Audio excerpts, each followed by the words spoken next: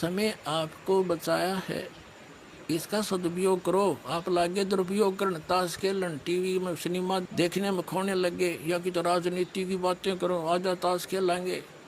ये मनुष्य जीवन नो नाश करने का है। इसकी कीमत का पता लगेगा जब कलेजा फटेगा तुम्हारा। अभी तो भांग के नशे में जीवन नाश कर रहे हैं। तो कहने का भाव ये है कि ये जो सत साधना आप कर रहे हो, ये दास ने सीडी बना रखी है और ज्ञान की हार्ड डिस्क बनने लग रही है सारी। ये सुरक्षित हो जाएंगी, सेव हो जाएंगी सबके कंप्यूटरों में। और ये दास ऐसी व्यवस्था करके जाएगा कि ये दास के जाने के बाद भी ये टीवी के माध्यम से, सीडी के माध्यम से ये ज्ञान भी और ये भक्ति और तीनों नाम भी प्रॉपरली दिए जाया करेंगे और पूरा विश्व पार होगा और हजारों वर्षों तक ये टेक्निक चलेगी।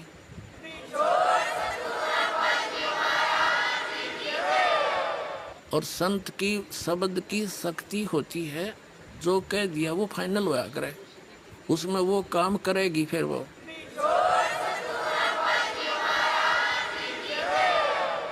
और वो शक्ति कबीर भगवान की शक्ति है, उसमें काम करेगी। तो क्या होता है, जो अब इस समय में निकल गए सतलोक बहुत जाएंगे, करोड़ों की, लाखों की, अरबों की संख्या में इनका मोक्ष होगा, आपका अरबों की संख्या।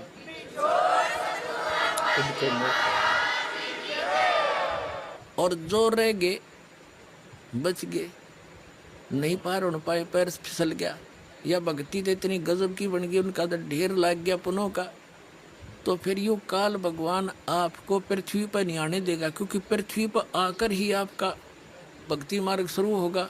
जैसे विद्यालय में ही बालक पढ़ा करते हैं, फील्ड में जाने के बाद तो फिर वो नौकरी रह जा, पढ़ नहीं सकते वो, तो ऊपर के लोकों में रखेगा, स्वर्ग महास्वर्ग ब्रह्म लोक में। जैसे प्रथम मंत्र की कमाई आप करते हो, इसमें गणेश जी का जाप है, सावित्री ब्रह्मा जी का जाप है, विष्णु और लक्ष्मी जी का जाप है, महादेव पार्वती जी का भी जाप है जो आपको दिया जाता है, दुर्गा जी का भी जाप है, और फिर इस काल भगवान का ओम नाम है। देखो पुण्यात्माओं, कई भक्त विचलित हो जाते हैं कि जो सतनाम देते हो उसमें भी ये ओम मंत्र है, उधर प्रथम नाम देते हो उसमें भी ये मंत्र है, दूसरे भी मंत्र है। तो पुण्यात्माओं, जैसे एक व्यक्ति का नाम था मांगेराम, और उसने अपनी लड़की का ब्याह कराया, उस लड़की के पति का भी नाम मांगेराम। तो नाम से नहीं, जिसका यूँ नाम है वो है कौन, तू किसकी बेटी है, वह क्या मांगेराम की, किसकी पत्नी है मांगेराम की। तो उस समय उस बहन का जो दृष्टिकोण है, पिता रूप में किसकी बेटी है, तो उस मांगेराम की वो सुरत उसकी कहाँ गई, अपने पिता के ऊपर। और पत्नी किसकी है मांगेराम की, किसके ऊपर गई, उस पति के ऊपर। तो ये मंत्र जो आपको दिए जाते हैं, जहाँ जब इनकी सुरती से जहाँ लगाओगी उसी का बोधन होगा, उसी की शक्ति संग्रहित होगी आपके अंदर, इतना समझना। अब कहने का भाव ये है कि जो प्रथम मंत्र के अंदर आपको जो नाम दिए जाते हैं, आप कमाई करते हो डट के, ये तो बहुत बढ़िया मंत्र है, जी लाग गया भक्ति करने में। और विशेषकर हिंदू समाज तो इन भगवानों में रंगा ही हुआ था, इन देवताओं को। लेकिन ये पूज्य नहीं है, साधना में और पूजा में अंतर है।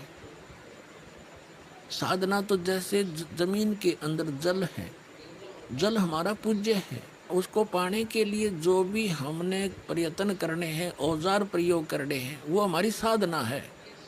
और पूजा हम जल की कर रहे हैं, इतना ऐसे समझना पड़ेगा। हम कबीर साहब को पाना चाहते हैं, सतलोक जाना चाहते हैं, उसके लिए हमारे ये औजार हैं। जैसे जल निकालने के लिए बोकी और पाइप और हैंडपंप चाहिए, तो वो साधना है सारी मिला करके। और वो पूज्य नहीं हमारे वो औजार, लेकिन अनादरणीय भी नहीं, क्योंकि उन बिना वो पूज्य वस्तु नहीं मिले। वांछित वस्तु भी उन्हीं से मिलेगी, तो वो अनादरणीय कैसे आदरणीय है, संभाल कर रखेंगे, खराब ना हो जाए, खूब उन्हें साफ रखेंगे।